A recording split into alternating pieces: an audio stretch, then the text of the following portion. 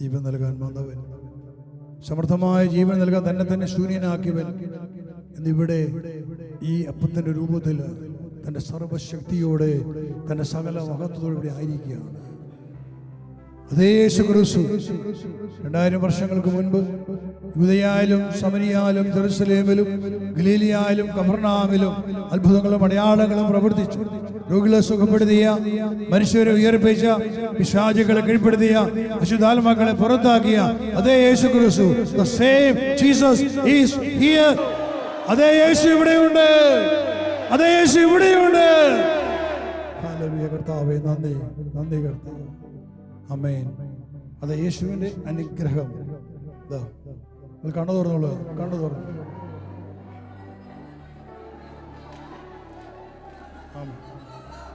ആമേൻ.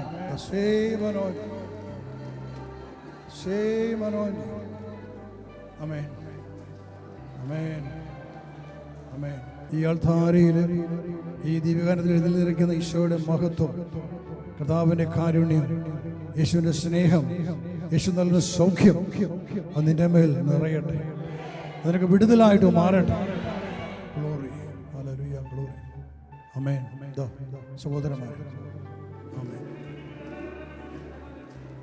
ആമേൻ, ഗ്ലോറി, ആമേൻ, ഗ്ലോറി, ആമേൻ. സ്വീകരിച്ചുകൊള്ളുക, റിസീവ്.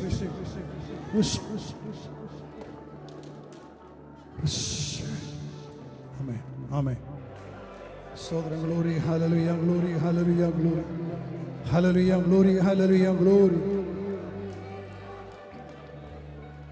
നമ്മുടെ കൈകൾ രണ്ട് കൈകളും ഈശോയുടെ നേരെ നീട്ടിപ്പിടിക്കാം, ചേർന്ന് പാടാം, ആരാധിക്കാം. പരിശുദ്ധ പരമമാ ദിവ്യ കാരുണ്യമേ,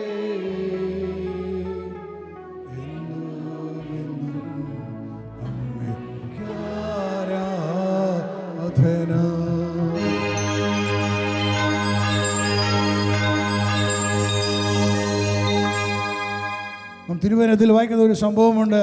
ലൂക്കാ സുവിശേഷത്തിൽ 5-ാമത്തെ അധ്യായം, യേശുവിൻ്റെ തൻ്റെ ദൗത്യം ആരംഭിച്ച ദിവസങ്ങൾ. ലൂക്കാ 5:1 മുതൽ വചനം. ദൈവവചനം ശ്രവിക്കുവാൻ ജനങ്ങൾ അവന് ചുറ്റും തിങ്ങിക്കൂടി. അവൻ ഗനേസരത്ത് തടാകത്തിൻ്റെ തീരത്ത് നിൽക്കുകയായിരുന്നു. 2 വള്ളങ്ങൾ കരയോട് അടുത്ത് കിടക്കുന്നത് അവൻ കണ്ടു. മീൻപിടുത്തക്കാർ അവയിൽ നിറങ്ങി വല കഴുകുകയായിരുന്നു. ശിമോന്റേതായിരുന്നു വള്ളങ്ങളിൽ ഒന്ന്. യേശു അതിൽ കയറി കരയിൽ നിന്നും അല്പം അകലേക്ക് വള്ളം നീക്കുവാൻ അവനോട് യേശു ആവശ്യപ്പെട്ടു. അതിലിരുന്ന് അവൻ ജനങ്ങളെ പഠിപ്പിച്ചു. സംസാരിച്ചു തീർന്നപ്പോൾ അവൻ ശിമോനോട് പറഞ്ഞു, ആഴത്തിലേക്ക് നീക്കി മീൻ പിടിക്കുവാൻ വലയിറക്കുക. ശിമോൻ പറഞ്ഞു, ഗുരു, രാത്രി മുഴുവൻ അധ്വാനിച്ചിട്ടും ഞങ്ങൾക്കൊന്നും കിട്ടിയില്ല. എങ്കിലും നീ പറഞ്ഞതനുസരിച്ച് ഞാൻ വലയിറക്കാം. വലയിറക്കിയപ്പോൾ വളരെയേറെ മത്സ്യങ്ങൾ അവർക്ക് കിട്ടി. അവരുടെ വല കീറി തുടങ്ങി. അവർ മറ്റേ വള്ളത്തിലുണ്ടായിരുന്ന കൂട്ടുകാരെ ആംഗ്യം കാണിച്ച് സഹായത്തിന് വിളിച്ചു. അവർ വന്ന് 2 വള്ളങ്ങളും മുങ്ങാറാകുവോളം നിറച്ചു. ശിമോൻ പത്രോസ് ഇത് കണ്ടപ്പോൾ യേശുവിൻ്റെ കാൽക്കൽ വീണ്, കർത്താവേ, എന്നിൽ നിന്നും അകന്നു പോകണമേ, ഞാൻ പാപിയാണ് എന്ന് പറഞ്ഞു. എന്നാൽ തങ്ങൾക്ക് കിട്ടിയ മീനിൻ്റെ പെരുപ്പത്തെപ്പറ്റി ശിമോനും കൂടെ ഉണ്ടായിരുന്നവരും അത്ഭുതപ്പെട്ടു. അതുപോലെ തന്നെ അവൻ്റെ പങ്കുകാരായ സെബദീ പുത്രന്മാർ യാക്കോബും യോഹന്നാനും വിസ്മയിച്ചു. യേശു ശിമോനോട് പറഞ്ഞു, ഭയപ്പെടേണ്ട, ഇപ്പോൾ മുതൽ മനുഷ്യരെ പിടിക്കുന്നവരാകും. വള്ളങ്ങൾ കരക്കടുപ്പിച്ചതിന് ശേഷം എല്ലാം ഉപേക്ഷിച്ച് അവനെ അനുഗമിച്ചു. ഹല്ലേലൂയ. ഒരു മനുഷ്യൻ തൻ്റെ ജീവിതത്തിൽ വലിയൊരു കഷ്ടപ്പാടിലായിരുന്നു. മീൻ പിടിക്കാൻ വേണ്ടി പോയി. മനുഷ്യൻ എന്തിനാ ജീവൻ പണയപ്പെടുത്തി മീൻ പിടിക്കാൻ പോകുന്നു? ഇപ്പം ഗലീലിയ കടലെന്ന് പറഞ്ഞാൽ ഒരു തടാകം പോലാണ്. വളരെ വിസ്തൃതിയും വളരെ ആഴവുമുള്ള ഒരു കടലാണ്, പക്ഷെ തടാകമാണ്. പക്ഷെ ഇവിടെയുള്ള ആളുകൾ മീൻ പിടിക്കാൻ പോകുന്നത് ആഴക്കടലിലേക്കാണ്. ഒരു വശത്ത് മാത്രം കര, ബാക്കി 3 വശവും കടലാണ്. അങ്ങോട്ട് പോയാൽ തിരിച്ചു വരാമെന്ന് യാതൊരു ഉറപ്പുമില്ല, യാതൊരു ഗ്യാരണ്ടിയും ഇല്ല. അവർ മീൻ പിടിക്കാൻ പോകുന്നവരും ദൈവത്തിൽ ആശ്രയിച്ചുകൊണ്ടാണ് പോകുന്നതെങ്കിൽ അവിടെ കർത്താവിൻ്റെ കരമുണ്ടാകും. ഞാൻ ഓർക്കുന്നു, കുറേ വർഷങ്ങൾക്ക് മുമ്പ് ഞങ്ങൾ ബോംബെയിൽ അവിടെ ഒരു കടൽത്തീരമുണ്ട്, ഉത്തൻ എന്നൊരു സ്ഥലം. ഇന്നും ആ മനുഷ്യർ അവരെല്ലാം മീൻപിടുത്തക്കാരാണ്. പഴയ രീതിയിലുള്ള വസ്ത്രധാരണം അവർക്കുള്ളത്. ഒരിക്കലും അവർ ആവശ്യപ്പെട്ടു, അവർക്ക് മീൻ കിട്ടുന്നില്ല കടലിൽ നിന്ന്, അതുകൊണ്ട് ഞങ്ങളുടെ കൂടെ കടലിൽ വരെ ഒന്ന് വരണം. അങ്ങനെ അന്ന് ബോംബെ മിനിസ്റ്ററിലുണ്ടായിരുന്ന ഒരു 10-20ഓളം ആളുകൾ ഞങ്ങളെ ഉത്തനിൽ ചെന്നു. അവിടെ നിന്നും അവരൊരുക്കിയ ബോട്ടിൽ ഞങ്ങൾ കടലിലേക്ക് പോയി. കടലിൽ പോയി അവർക്ക് വേണ്ടി പ്രാർത്ഥിച്ചു. അവിടെ ഞങ്ങളോട് സംസാരിച്ച് ആ പുരുഷന്മാരാണല്ലോ കൊണ്ടുപോയത്, സ്ത്രീകളും കൂടെ ഉണ്ടായിരുന്നു. പക്ഷെ പുരുഷന്മാരുടെ വലിയ തീക്ഷ്ണതയിലായിരുന്നു. അവർ പറഞ്ഞതാണ്, നിങ്ങളൊന്ന് പ്രാർത്ഥിച്ചാൽ മതി, ഞങ്ങൾക്ക് മത്സ്യങ്ങൾ കിട്ടും. ഇന്നിവിടെ മത്സ്യങ്ങളൊന്നുമില്ല. വലിയ വലിയ മറ്റു സംവിധാനങ്ങൾ വന്ന് മീൻപിടുത്തങ്ങൾ വന്നപ്പോൾ ഞങ്ങൾക്ക് മീൻ കിട്ടുന്നില്ല ഇപ്പോൾ. അങ്ങനെയാണ് പ്രാർത്ഥന നടത്തിയത്. പ്രിയമുള്ളവരെ, നമ്മുടെ കേട്ട വചനം, ശിമയോൻ പത്രോസും കൂട്ടുകാരും കൂടെ ഒരു രാത്രി മുഴുവൻ അധ്വാനിച്ചു. അവർക്ക് ഒറ്റ മീൻ പോലും കിട്ടിയില്ല. ഒരു കടലിൽ അധ്വാനിച്ചിട്ട് ഒറ്റ മീൻ പോലും കിട്ടിയില്ല അവർക്ക്. അവർ നിരാശപ്പെട്ട് രാവിലെ വീട്ടിലേക്ക് പോകണം. വീട്ടിലേക്ക് എങ്ങനെ ചെല്ലും? മീൻ പിടിച്ച് വിറ്റ് പണം വാങ്ങി അതുകൊണ്ട് വീട്ടിലെ കാര്യങ്ങൾ നടത്തണം, കടങ്ങൾ കൊടുക്കണം. വലിയ പ്രതീക്ഷയിലാണ് മീൻ പിടിക്കാൻ പോയത്. പക്ഷെ ഒരു മീൻ പോലും കിട്ടാതെ നിരാശപ്പെട്ട് മടങ്ങി വന്നപ്പോൾ ആ കരയോരത്ത് കടലിലായിരുന്നു അവർ തങ്ങളുടെ വലകൾ കഴുകുകയാണ്. അങ്ങനെ വല കഴുകുന്ന സമയത്താണ് കർത്താവ് ഈശോ അവിടെ ചെല്ലുന്നത്. യേശു ചെന്നപാട് യേശുവിനെ കൊടുത്ത് വലിയ ജനക്കൂട്ടമുണ്ട്. അവർ വന്നിരിക്കുന്ന യേശുവിനെ വചനം കേൾക്കാൻ വേണ്ടി വന്നവരാണ്. പക്ഷെ കർത്താവ് ആ ജനത്തെ കരയിൽ വിട്ടിട്ട് യേശു നേരെ കടലിലേക്ക് ഇറങ്ങി. ഇവിടെ വചനം പറയുകയാണ്, ഇവിടെ 2 വള്ളങ്ങൾ കിടപ്പുണ്ടായിരുന്നു. അത് ഒരു വള്ളം ശിമയോൻ പത്രോസിന്റെ വള്ളമായിരുന്നു. യേശു ശിമയോന്റെ വള്ളത്തിൽ കയറിയിരുന്നു. ആ വെള്ളത്തിൽ കയറി എഴുന്നേറ്റ് ശിമയോനോട് പറഞ്ഞു, ഒരല്പം കൂടി കടലിലേക്ക് തള്ളിയിടാൻ പറഞ്ഞു. ആ വള്ളം അല്പം കൂടി അവർ കടലിലേക്ക് മാറ്റി. ജനങ്ങൾ ഇരിക്കുന്നത് കരയിലാണ്. അവർ വന്നത് വചനം കേൾക്കാൻ വേണ്ടി വന്നവരാണ്. പക്ഷെ കർത്താവരെ മാറ്റി നിർത്തിയിട്ട് ആ വള്ളം അല്പം കൂടി കടലിലേക്ക് മാറ്റി ആ വഞ്ചിയിലിരുന്നു കൊണ്ട് പ്രഘോഷിക്കാൻ തുടങ്ങി. തൊട്ടടുത്താണ് ശിമയോൻ വല കഴുകിക്കൊണ്ട് നിൽക്കുന്നത്. അങ്ങനെ യേശു ഇവിടെ പ്രഘോഷിച്ചു. അത് കരയിലുള്ളവർക്കും കേൾക്കാം. കാരണം അവിടെ വലിയ തിരമാലകളുള്ള സ്ഥലമല്ല, വലിയ കാറ്റൊന്നുമില്ല, ഓളങ്ങൾ മാത്രമേ ഉള്ളൂ ആ കടലിൽ. യേശു പ്രസംഗിച്ചത് കരയിലുണ്ടായിരുന്ന ആൾക്കാരും കേട്ടിട്ടുണ്ട്. തൻ്റെ പ്രഘോഷണം തീർന്നു കഴിഞ്ഞപ്പോൾ യേശു ശിമയോനോട് പറയുകയാണ്, മീൻ പിടിക്കാൻ വേണ്ടി ആഴത്തിലേക്ക് മാറ്റി വലയിടുക. എങ്ങോട്ട് മാറ്റി വലയിടേണ്ടത്? എങ്ങോട്ടാണ് ഉറക്കപ്പറ? ആഴത്തിലേക്ക് മാറ്റി വലയിടുക. ഇപ്പൊ ശിമയോൻ പറയാ, ഗുരു, ഞങ്ങൾ രാത്രി മുഴുവൻ അധ്വാനിച്ചു, ഞങ്ങൾക്ക് ഒന്നും കിട്ടിയില്ല, ഒരു മീൻ പോലും കണ്ടെത്താൻ പറ്റിയില്ല. എന്നിട്ട് അവന്റെ വാക്ക് പറയാണ്, എങ്കിലും നീ പറഞ്ഞതനുസരിച്ച് ഞാൻ വലയിറക്കാം. ഒരു മുഖ്യനായ ശിമയോൻ, യേശുവിന് കടലുമായിട്ട് ബന്ധങ്ങളൊന്നുമില്ല. കാരണം യേശു തച്ചൻ്റെ മകൻ എന്നറിയപ്പെടുന്നത്, അവൻ ജീവിക്കുന്ന മറ്റൊരു ദേശത്താണ്. എന്നാൽ മുഖ്യനായ കടലിൽ നല്ല പരിചയമുള്ള ശിമയോൻ പറയുകയാണ്, ഞങ്ങൾ ഈ രാത്രി മുഴുവൻ അധ്വാനിച്ചിട്ട് ഒരു മീൻ പോലും കിട്ടിയില്ല, എങ്കിലും നീ പറഞ്ഞതനുസരിച്ച് ഞാൻ വല ഇറക്കാം. അടുത്ത വചനമാണ്, അവർ വല ഇറക്കിയപ്പോൾ വല നിറയെ മത്സ്യങ്ങൾ അവർക്ക് കിട്ടി. Hallelujah, hallelujah, hallelujah, Ave Maria, Ave Maria. എങ്കിലും നീ പറഞ്ഞതനുസരിച്ച് ഞാൻ വല ഇറക്കാം. അവൻ കർത്താവിനെ അനുസരിക്കാൻ തയ്യാറായപ്പോൾ ഒരു രാത്രി മുഴുവൻ അധ്വാനിച്ച് ഒരു മീൻ പോലും കിട്ടാതെ നിരാശപ്പെടുന്ന ആ സമയത്ത് ഇതാ ഇവൻ പ്രസംഗിച്ച വചനങ്ങള്, കൈകൊണ്ട് വല കഴുകിക്കൊണ്ടിരുന്ന സമയത്ത് യേശു പ്രഘോഷിച്ച വചനങ്ങള് കാതിലൂടെ കേട്ട ശിമയോന്റെ ഹൃദയം ദൈവത്തിന്റെ വചനത്താൽ കഴുകപ്പെട്ടു. ദൈവത്തിന്റെ വചനത്താൽ കഴുകപ്പെട്ടപ്പോൾ അവന്റെ ഹൃദയത്തിലുണ്ടായിരുന്ന നിരാശ വിട്ടുമാറി, ദുഃഖം അവനെ വിട്ടുമാറി, വേദന അവനെ വിട്ടുമാറി. അവനവിടെ പ്രത്യാശ ഉണ്ടാവുകയാണ്, പ്രതീക്ഷയുണ്ടാവുകയാണ്, അവന് വിശ്വാസം ഉണരുകയാണ്. വിശു പറയാണ്, മീൻ പിടിക്കാൻ ആഴത്തിലേക്ക് മാറ്റിയ വലയിട്. അല്പം കൂടി ആഴത്തിലേക്ക് മാറ്റി, അവർ അല്പം കൂടി ആഴത്തിലേക്ക് മാറ്റിയിട്ട് വലയിട്ടു. വല ഇറക്കിയപ്പോൾ വല നിറയെ മത്സ്യങ്ങൾ. അത് വലിച്ചു പൊക്കം തോറും വല പൊട്ടാൻ തുടങ്ങി, കീറാൻ തുടങ്ങി. ഉടനെ ആംഗ്യം കാണിച്ചു, കരയിലുള്ളവരെ വിളിക്കുകയാണ്, മറ്റേ വള്ളക്കാരെ വിളിച്ചു. അവരും വന്നു. 2 വള്ളങ്ങളും മുങ്ങാറാകുമ്പോളും മത്സ്യങ്ങൾ കൊണ്ട് നിറഞ്ഞു. ഹല്ലേലൂയ.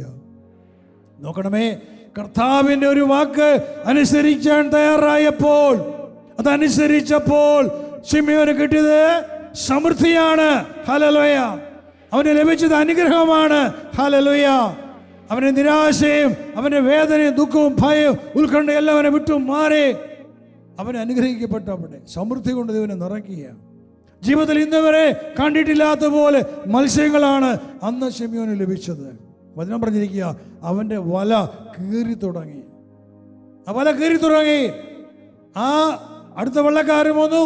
2 വള്ളങ്ങളും മുങ്ങാറുകളും നിറഞ്ഞു കഴിഞ്ഞപ്പോൾ ശിമ്യോൻ നേരെ നോക്കുകയാണ് ഈശോയെ. ഇവൻ ആരാണ്? തൻ്റെ മുമ്പിൽ നിൽക്കുന്ന ഇവൻ ആരാണ്? കാരണം ശിമ്യോൻ നിൽക്കുന്നു അതേ വള്ളത്തിൽ തന്നെ, യേശുവിൻ്റെ വള്ളത്തിലാണ് ശിമ്യോൻ ഇരിക്കുന്നത്, മീൻ പിടിച്ച് നിറച്ച് വെച്ചുകൊണ്ടിരിക്കുന്നത്.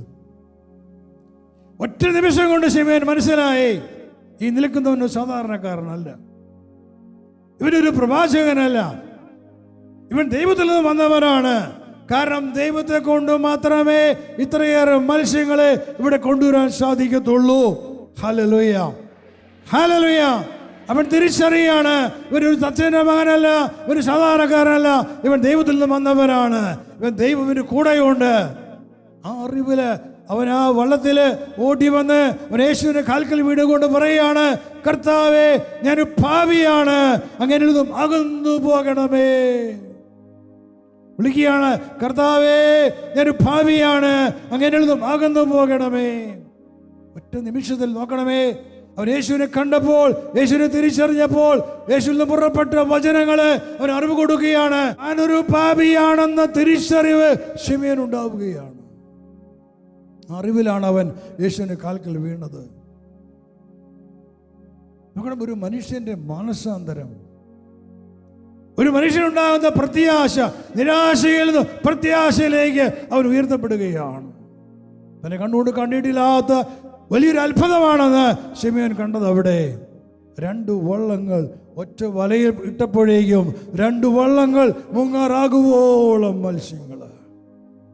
ജീവിതത്തിൽ ആദ്യമായിട്ട് ശിമ്യോൻ അത് കണ്ടു, അത്ഭുതം കണ്ടു. സമൃദ്ധി അവന് കിട്ടി. ഈ മത്സ്യങ്ങൾ കൊണ്ട് വിറ്റാല് തന്റെ കടകൾ വീടി തനിക്ക് ഇഷ്ടം പോലെ പണമുണ്ടാകും, സുഖമായിട്ട് ജീവിക്കാം. കർത്താവിനോട് പറയാണ്, ഞാൻ നിന്നെ മനുഷ്യരെ പിടിക്കുന്നവനാക്കും.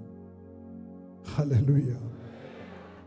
നീയൊരു വലയെറിഞ്ഞപ്പോൾ 2 വള്ളങ്ങൾ മുങ്ങാറാകുമ്പോളം മത്സ്യങ്ങൾ നിനക്ക് കിട്ടിയെങ്കിൽ ശിമ്യോനെ, ഇനി മുതൽ നിന്നെ കൊണ്ട് ഞാൻ മനുഷ്യരെ പിടിക്കും. നീ എറിയുന്ന വലയില് അനേകം മനുഷ്യരെ നീ പിടിക്കും. Hallelujah, hallelujah.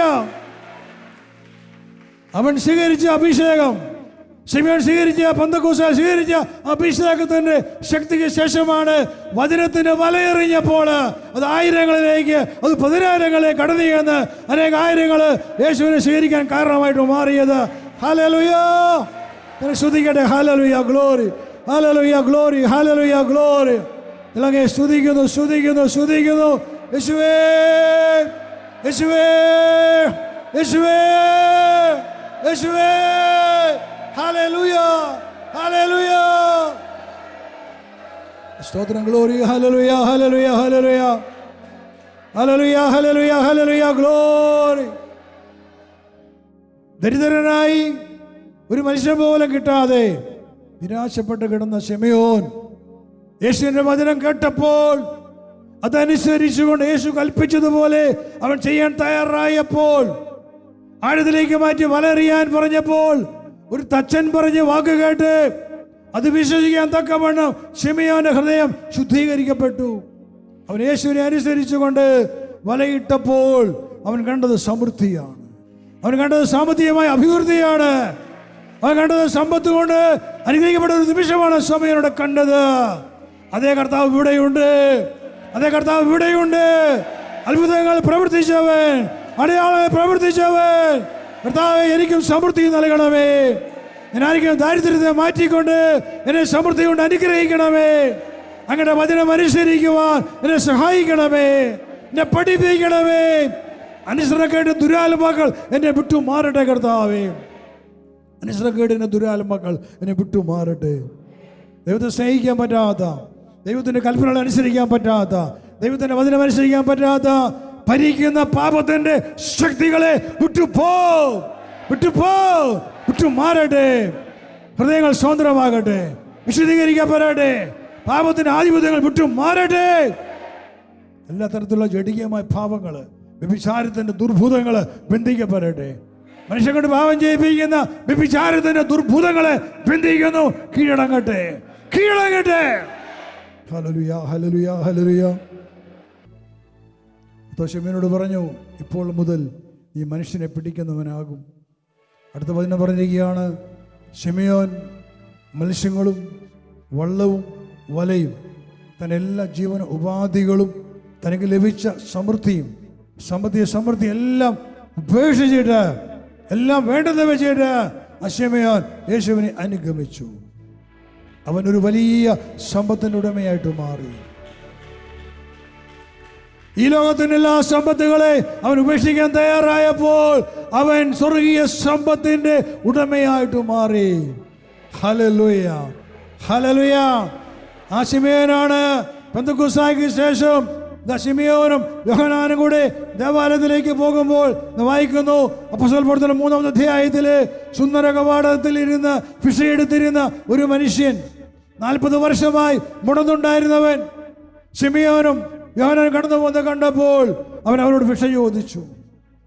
ശിമെയോൻ അവനെ നേരെ നോക്കിയിട്ട് പറഞ്ഞു, നിനക്ക് തരാൻ എൻ്റെ കയ്യിൽ സ്വർണമോ വെള്ളിയോ ഇല്ല, പക്ഷേ എനിക്കുള്ളത് ഞാൻ നിനക്ക് തരുന്നു. ശിമെയോൻ അവന്റെ കൈക്ക് പിടിച്ചുകൊണ്ട് കൽപ്പിച്ചു, നസ്രയനായ യേശുക്രിസ്തുവിന്റെ നാമത്തിൽ എഴുന്നേറ്റ് നടക്കുക, എഴുന്നേറ്റ് നടക്കുക, എഴുന്നേറ്റ് നടക്കുക. തൽക്ഷണം അവന്റെ മുടന്നുള്ള കണങ്കാലുകള് സുഖം പ്രാപിച്ചു, ബലം പ്രാപിച്ചു. അത് വളവ് നിവർന്നു. അവൻ ചാടി എഴുന്നേറ്റു. അവൻ തുള്ളിച്ചാടി കുതിച്ചുകൊണ്ട് അവൻ ദൈവത്തെ സ്തുതിച്ച് ആരാധിക്കാൻ തുടങ്ങി. Hallelujah, hallelujah, hallelujah, hallelujah, hallelujah, hallelujah. സ്തുതിക്കുന്നു, സ്തുതിക്കുന്നു, സ്തുതിക്കുന്നു. യേശുവേ, ആരാധന, ആരാധന, സ്തോത്രം, ഗ്ലോറി, ഹല്ലേലൂയ, ഗ്ലോറി. ശിമെയോൻ മുടന്തനോട് പറഞ്ഞു, നിനക്ക് തരാൻ എൻ്റെ കയ്യിൽ സ്വർണവും വെള്ളിയും ഒന്നുമില്ല, ഈ ലോകത്തിന് ഒരു സമ്പത്തും എൻ്റെ കയ്യിൽ ഇല്ല, പക്ഷേ ഞാൻ നിനക്ക് തരാം മറ്റൊരു സമ്പത്ത്, സ്വർഗത്തിൻ്റെ സമ്പത്ത്, പരിശുദ്ധാത്മാവ്. Hallelujah, hallelujah. അതാണ് ശിമെയോൻ പറഞ്ഞത്, എനിക്കുള്ളത് ഞാൻ നിനക്ക് തരുന്നു. I give you what I have. എനിക്കുള്ളത് ഞാൻ നിനക്ക് തരുന്നു. അത് കൊടുത്തപ്പോൾ അവൻ്റെ മുടന്തുള്ള പാദങ്ങൾ നിവർന്നു. അവൻ ചാടി എഴുന്നേറ്റു. അവൻ ദൈവത്തെ സ്തുതിച്ചു.